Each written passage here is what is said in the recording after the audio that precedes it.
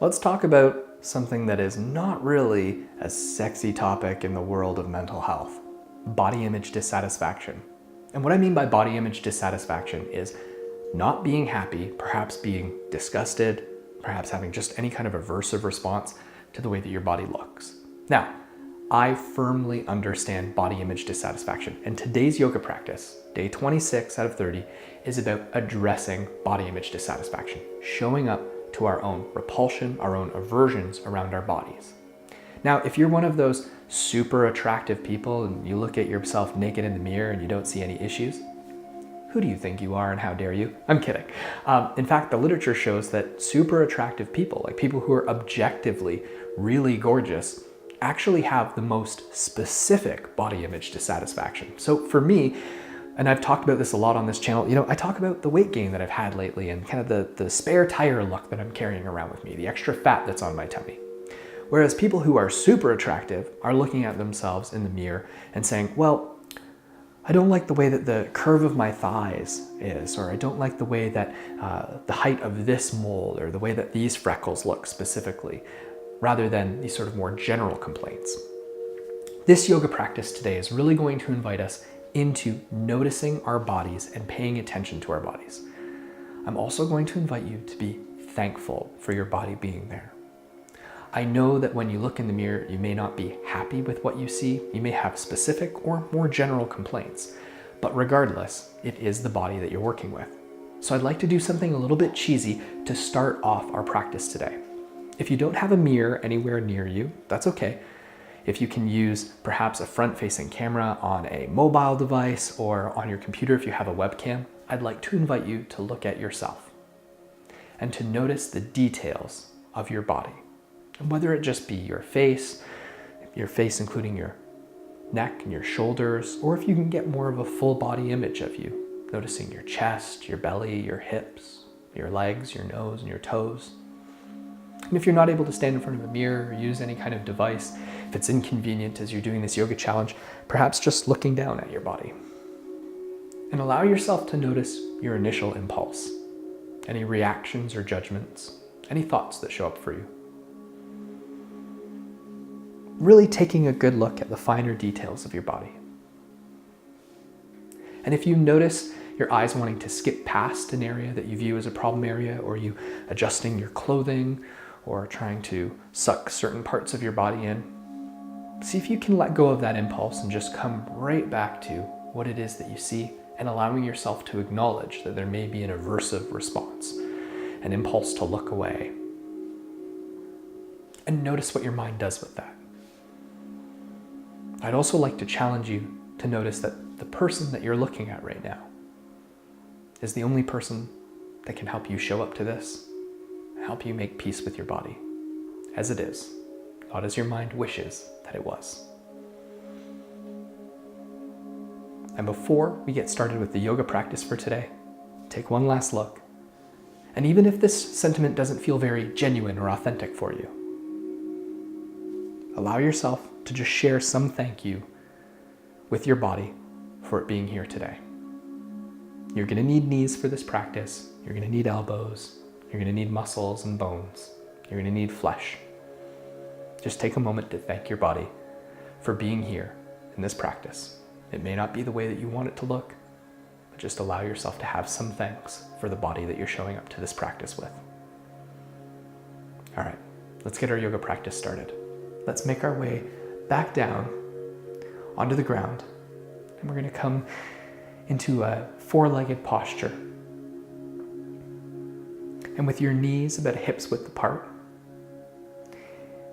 I'm going to invite you to widen your knees just a little bit wider and press back through the sit bones, pressing your arms forward. This is what we call a child's pose. It may be difficult for you to rest your head on the ground, so you may need a pillow or any type of prop. Like, for example, I always find a blanket or a towel folded as a really nice prop to help me get some length in the spine. And that's what we're looking for here, is a nice long spine. You may wish to reach the hands forward, spreading through the fingers. Or you may wish, if you're have a nice long spine here and you're feeling comfortable, you may wish to draw the arms back parallel to the body. The object here isn't for your hips to press all the way back and for your butt to make contact with your ankles.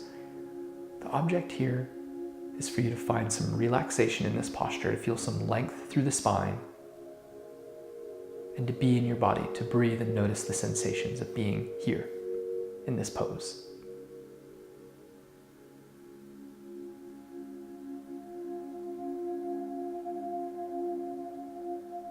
Breathing in, noticing if you can feel the breath in the low back. We spend a lot of time in meditation noticing the sensations of breath in the belly or in the chest, but notice where you feel the breath in the back. It may be especially easy in this posture where you're leaning forward with your head resting down.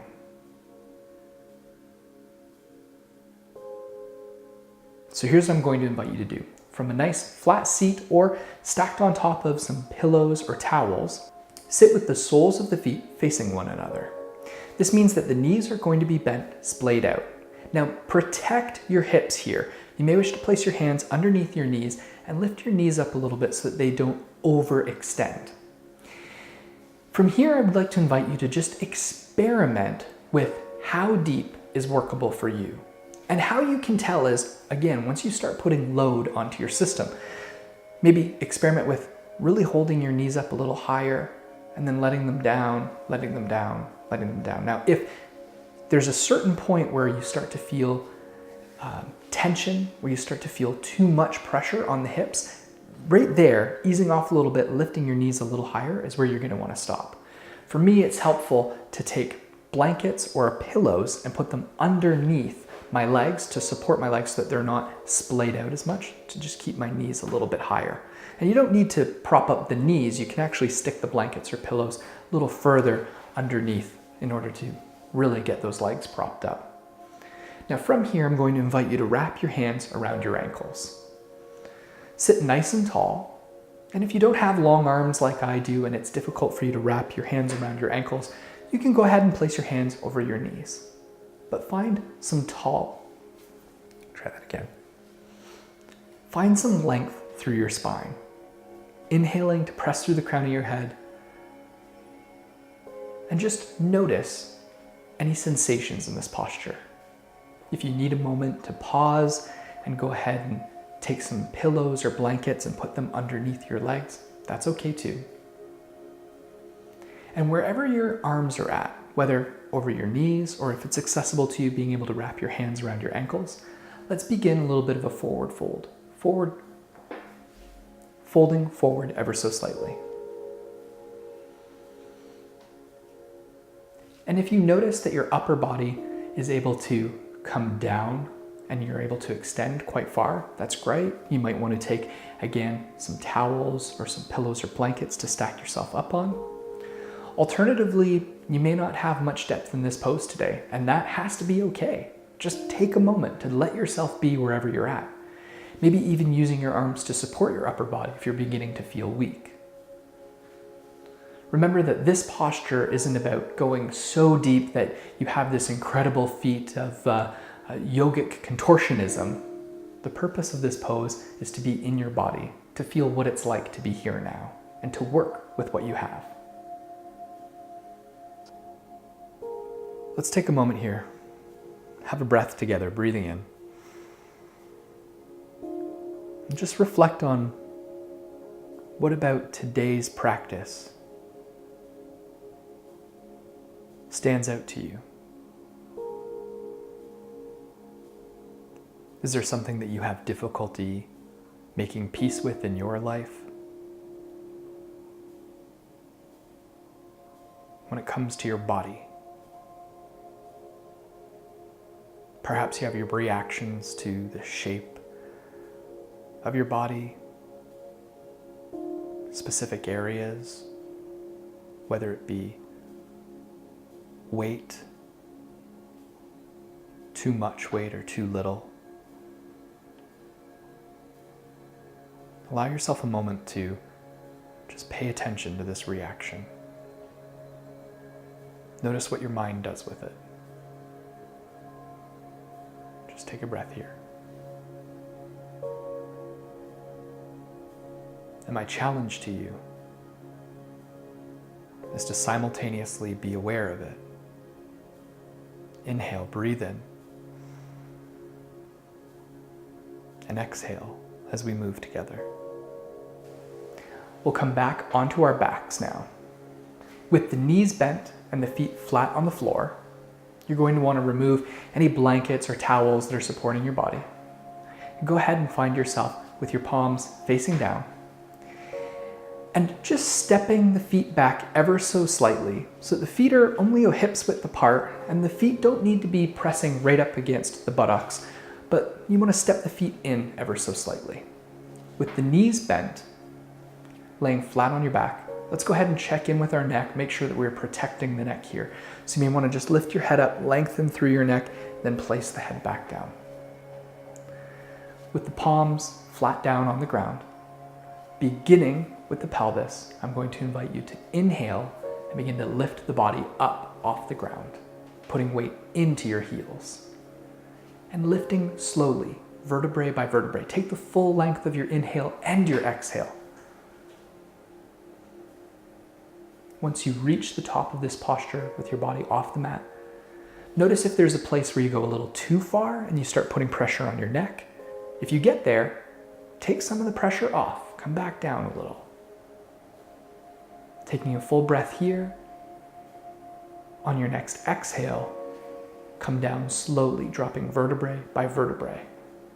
Remembering that yoga isn't about simply achieving a posture, it's about the journey of working through the postures, connecting your breath with your movement, and being mindful, being present of how that moves in your body. One more time. Let's engage in this little bit of a back bend here. Pressing into the heels to inhale, lifting the pelvis off the ground, and slow, vertebrae by vertebrae, take the full length of your inhale to lift off of the ground. If it's accessible to you, you may wish to inch the elbows in underneath the body, maybe even interlacing the fingers, pressing down through the forearms and elbows. And notice if that helps give you a little bit more stability or strength to lift through the posture. Or notice if it's an invitation for your mind to be like, yeah, I can really crank myself in here. Just pause and notice what your mind does with this adjustment of playing around with your arms under your body. Breathing here, wiggle the toes. Being thankful for our toes. Wiggle the fingers.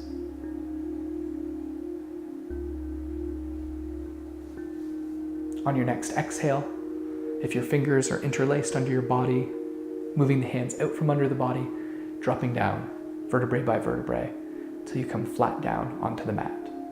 And in coming out of this pose, let's just together notice what body parts, what muscles are involved in this movement.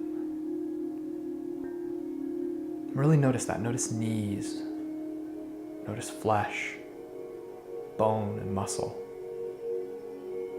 And regardless of what your reaction to your body is, let's just have a moment here to just share some appreciation for the fact that we have these hinges, these bones, these muscles. They may not look the way we want them to, and yet they're there, supporting us. Whatever your reaction is, even to me giving this cue, just breathe it in, notice it, as we continue with our practice here. And this time, you are going to need a wall, so please find a space that is free of any obstructions. You're going to need a floor that's free and a wall. You don't need a vast space. What we're going to do is have our legs up the wall into our final inversion, our last pose of this practice. Now, my favorite way to get into a legs up the wall is to have myself come and sit right against the wall, so with my hip against the wall. With my legs crossed, I then make my way onto my back and then working my legs up the wall.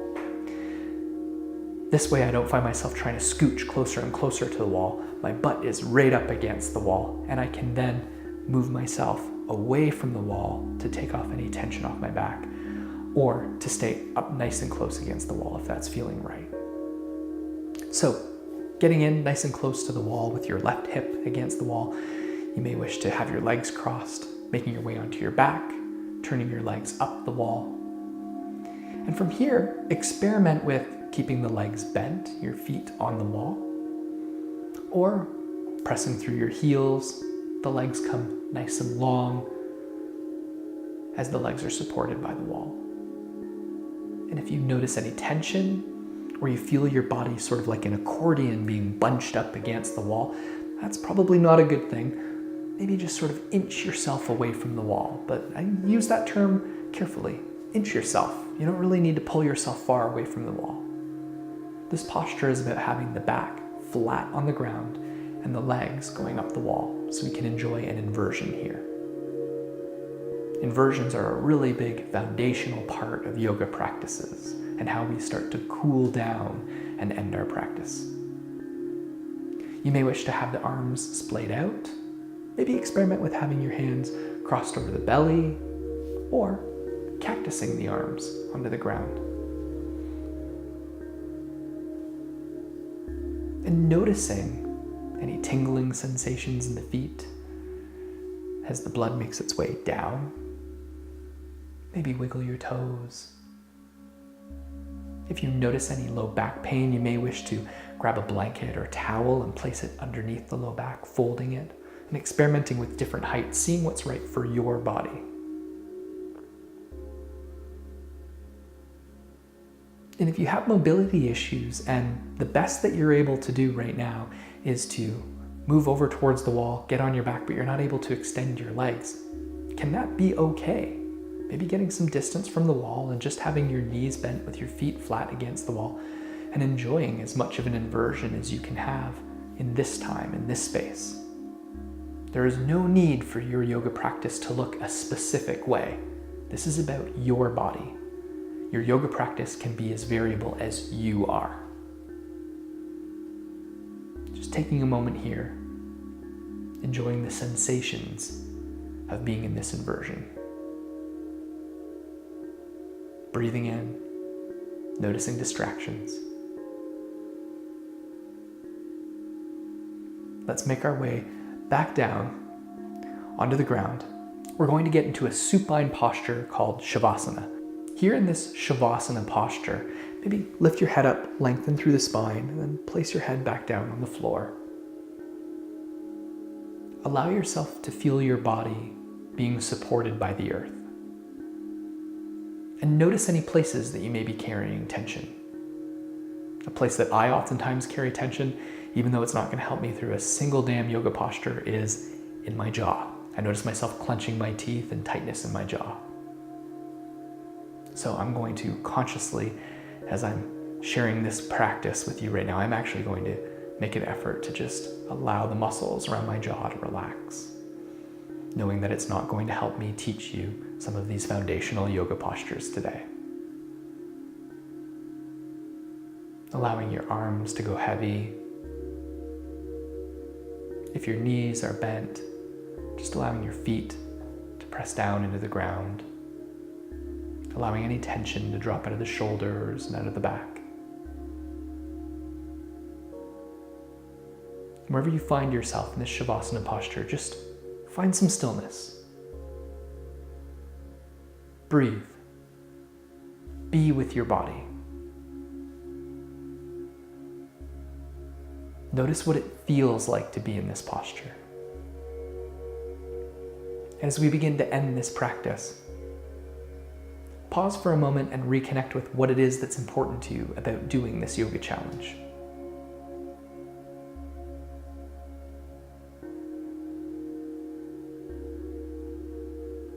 And whatever shows up, my invitation to you is to be present to it.